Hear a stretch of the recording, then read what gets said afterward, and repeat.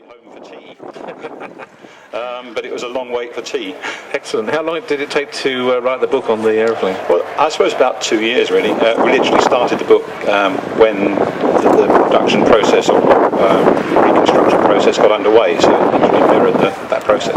It's a nice book. I've actually read it before, and it's a very readable book as well as being good on the facts and figures. Good. Well, thanks very much. Nice.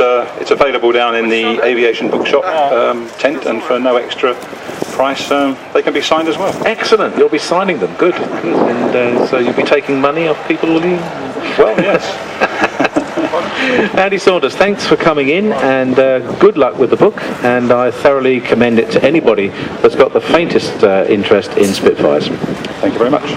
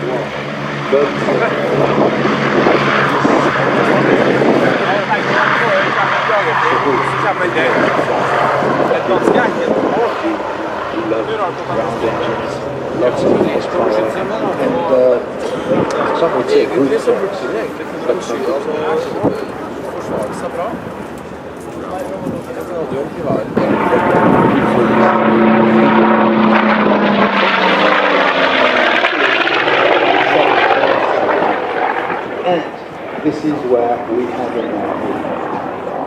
The kids flying these machines were just kids. What were they doing after flying this?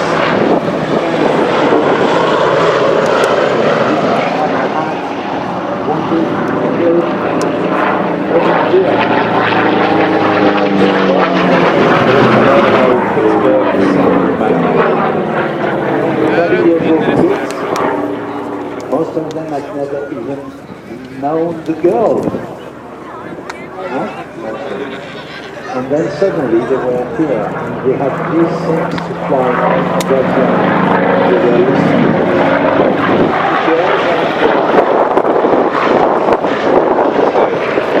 Our little tribute to Sally B and her little friend. And dolls. That had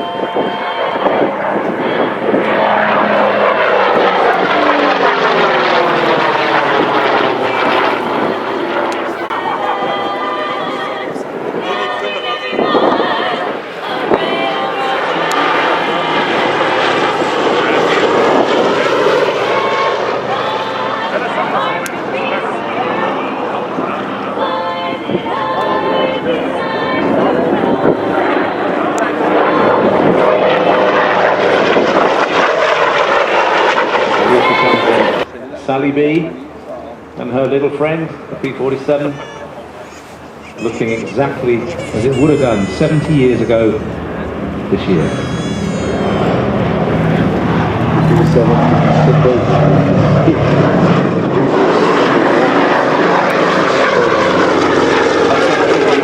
Sally B Supporter Club members. Smoke trail is just for them. And there's a gentleman, let me have a thought for him. He's not here today. Here, Duxford, the American music from the other end of the field. Plus the fact that Jack decided that he needed to do more, so he set up a small group called the Allied Fighters. And The Allied fighters for him, the idea is very simple. He was so scared in his B-17 that the only moments, those flights over Germany were 6 hours, 7 hours, 8 hours long, and he was scared to death for that length of time. And whenever he started to breathe again was when he saw the P-47s or the P-38s or the P-51s, the escort fighters, the little friends, they call them Duxford, coming in on the... flying the B-17 is a bit of a physical exercise because you fly through large movement, displacements of controls. You get a pair of big rudder pedals, you put some... You come into land and you arrive at the speed around 100 miles per hour, 105. Slowly, all engines, power, backwards, and you keep the tail up because it gives you a little bit of rudder authority, and then there's a moment where the tail comes down on its own, but that can be very slow. If you push on the yokes, that's it, you're almost stopped, and finally the tail wheel touches the ground. I think a little round of applause for Andrew Bucket, being a small chap, small fellow that he is. The funny thing with these American aircraft is that on the ground, they drive like an American car. They're very supple on the shock absorbers and they're comfortable, quite comfortable. These are makes lots of noise when you brake. But that's the whole time. Even the windshield looks like, look at the windshield, it looks like 1937. Well, let's have a great big wave, ladies and gentlemen, for Sally B as she comes by. Andrew Dixon, pilot in command, and the rest of the crew. They really do appreciate it.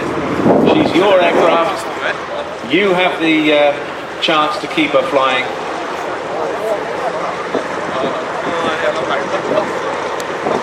Just a quick word, remember that nearly 40,000 airmen lost their lives inside bombers like this one during World War II. It's nearly 70 years away now, but it's yesterday. And the lessons of, and the lessons of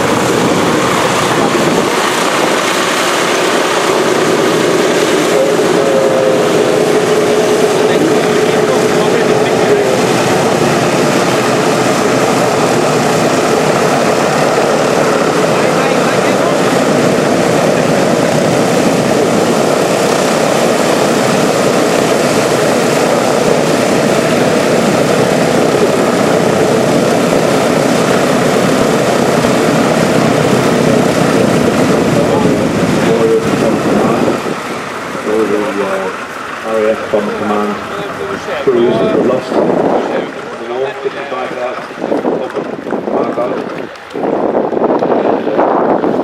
the Americans were flying space, but they were made for something different. And so those night bomber crews were